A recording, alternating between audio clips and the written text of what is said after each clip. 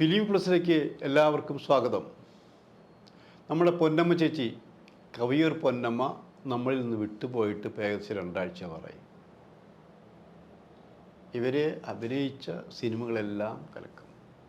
അത് പറഞ്ഞ് കഴിഞ്ഞതാണ്. അതിനെക്കുറിച്ച് പറയുന്നിട്ട് കാര്യമില്ല. അവരാരാണെന്ന് എല്ലാവർക്കും അറിയാം. പക്ഷെ ഞാനിവിടെ പറയാൻ പോകുന്നത് കുറച്ചും കൂടി ഡീപ്പായിട്ടുള്ള റിലേഷൻഷിപ്പിന് ചില കാര്യങ്ങളാണെന്ന് ആലോചിക്കണം.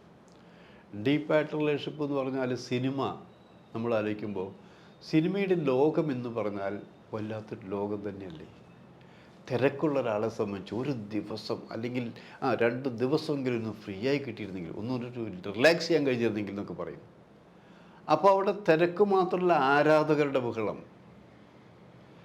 നല്ല ഫുഡ്, താമസം, എല്ലാ സൗകര്യങ്ങളും. ഈ സൗകര്യങ്ങൾ ഒരിക്കലും നഷ്ടപ്പെടില്ല എന്നാണ് എല്ലാവരും വിചാരിക്കുക. അതുകൊണ്ട് തന്നെ ഇവർക്കൊരു ഡൗൺഫോൾസ് ഉണ്ടാവില്ല എന്നുള്ള ധാരണയിൽ തന്നെ അവർ ആ രീതിയിലാണ് പെരുമാറാറ് പതിവ്.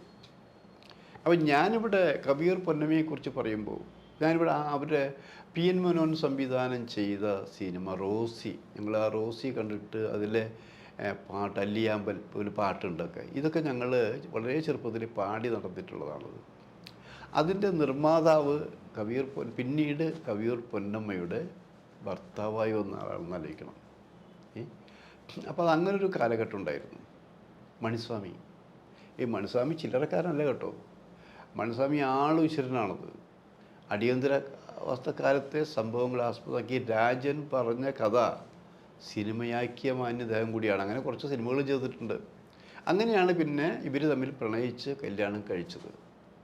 അപ്പോൾ ഞാനീ പറയുന്നത്, ഞാൻ മദ്രാസിൽ ഞങ്ങൾ നാനയുടെ ആവശ്യങ്ങൾക്ക് വേണ്ടി ഒരു 10-15 ദിവസം മാസത്തിൽ മദ്രാസിൽ താമസിച്ച് ചിലവഴിച്ച്, അതായത് അന്ന് സിനിമ അവിടെ ആയിരുന്നല്ലോ, ഇവിടെ അല്ലല്ലോ. വല്ലപ്പോഴും മാത്രമാണ് ഇവിടെ ഷൂട്ടിങ്ങിൻ്റെ ചില അംശങ്ങളുള്ളൂ. പക്ഷേ ഫുള്ളായിട്ട് അവിടെ, എല്ലാവരും അവിടെ. അപ്പോൾ അവിടെ തന്നെ ഞങ്ങൾക്കൊരു പുതിയ പങ്ക്തി ഉണ്ടായിരുന്നു, എൻ്റെ ആൽബം എന്നുള്ളൊരു പങ്ക്തി. ഈ ആൽബത്തിൻ്റെ ഒരു പ്രത്യേകത, ഈ ആൽബം മറിച്ച് കുറേ പടങ്ങളുണ്ടായിരിക്കാം.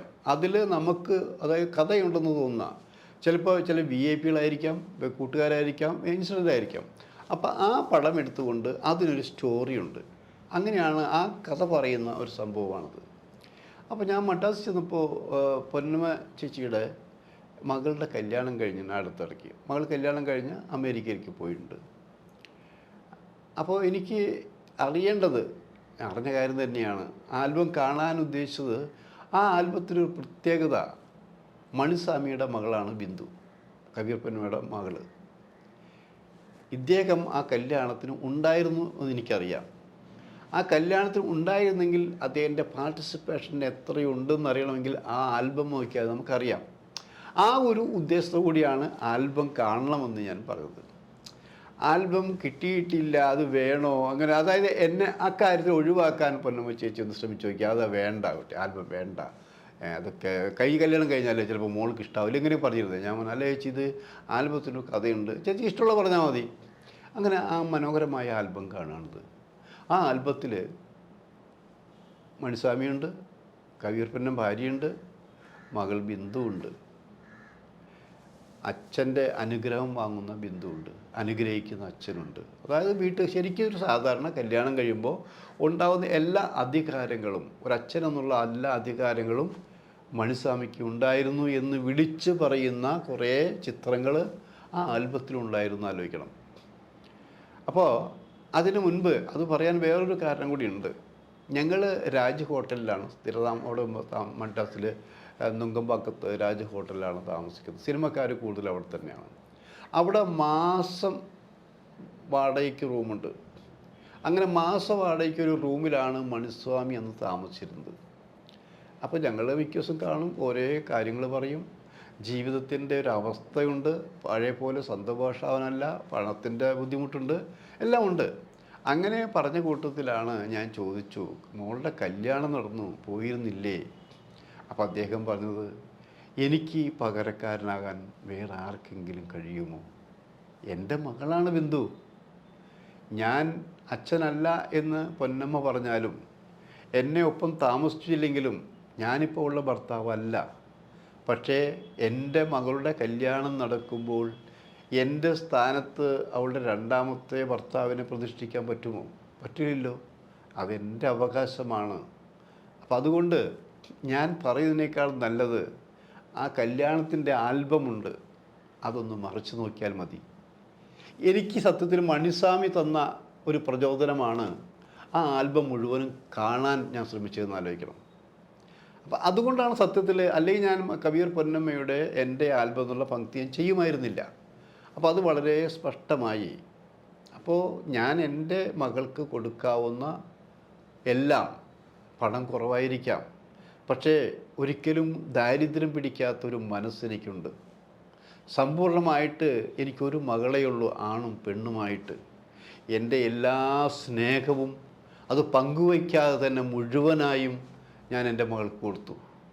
അനുഗ്രഹവും അങ്ങനെ തന്നെ. അത് എന്നെ സംബന്ധിച്ച് വിലപ്പെട്ടതാണ്.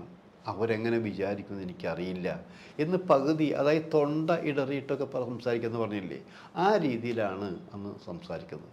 അപ്പോൾ ഞങ്ങൾ മിക്ക മാസത്തിൽ 15 ദിവസം കണ്ടുവിട്ട് ഓരോരോ കാര്യങ്ങൾ പറയും, ഷൂട്ടിങ്ങിൻ്റെ കാര്യങ്ങൾ പറയും, രാജനും കഥയെടുത്തതിൻ്റെ തിക്താനുഭവങ്ങൾ പറയും, അങ്ങനെയൊക്കെ ഉണ്ടായിരുന്നു. അപ്പോൾ ഞാനിതൊക്കെ കാണുമ്പോൾ വല്ലപ്പോഴും പൊന്നമ്മ ചേച്ചിയോട് പറയും, പൊന്നമ്മ ചേച്ചി നിങ്ങളുടെ മുൻ ഭർത്താവിനെ ഞാൻ കണ്ടിരുന്നു, ഒന്ന് പോകുന്നുണ്ടോ ആവശ്യമില്ല അത് പറഞ്ഞു ചുമ്മാ എന്നെ ടെൻഷൻ അടിപ്പിക്കാത്തതെന്ന് പറയാം.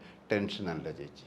കാരണം എത്രയായാലും നമ്മൾ പലരും പറഞ്ഞു കേട്ടിട്ടുണ്ട്, സ്നേഹിച്ച സ്ത്രീയും പുരുഷനും, അത് ഭാര്യയും ഭർത്താവും, ഒരു ദിവസം കെട്ടിപ്പിടിച്ച് നെഞ്ചമർത്തി കിടന്നാൽ അവർക്ക് പിന്നെ ഒരിക്കലും വേർപിരിയാൻ കഴിയില്ല എന്നും പറഞ്ഞവരുണ്ട്.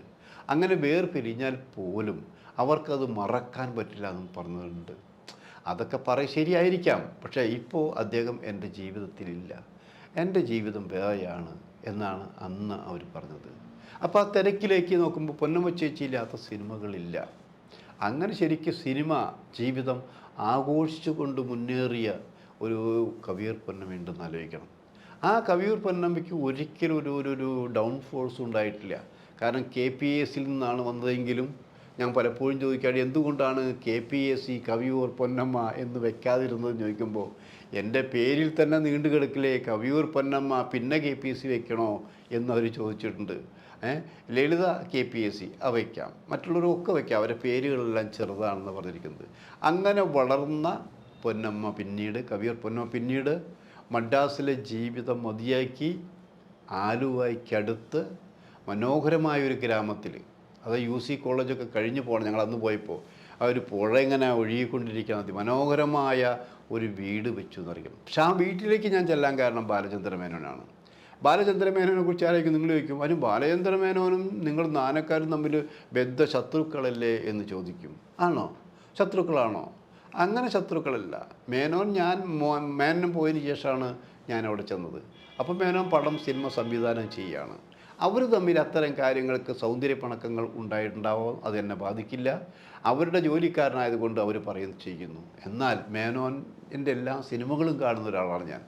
അപ്പം മേനോൻ ഒരിക്കൽ ഇവിടെ ഹൈദരാബാദിൽ കുറച്ച് കാലം രോഗിയായി കഴിയേണ്ട അവസ്ഥയുണ്ട്.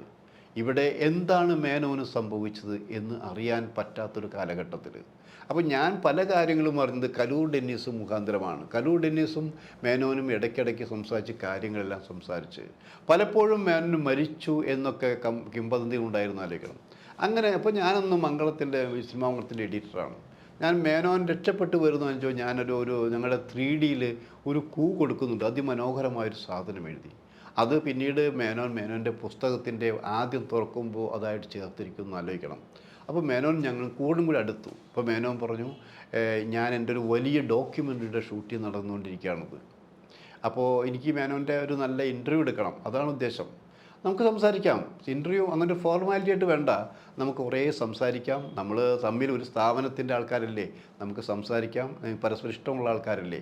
മാത്രമല്ല ഞാനൊരു വലിയ ഡോക്യുമെൻ്ററി എടുത്തുകൊണ്ടിരിക്കുകയാണ്.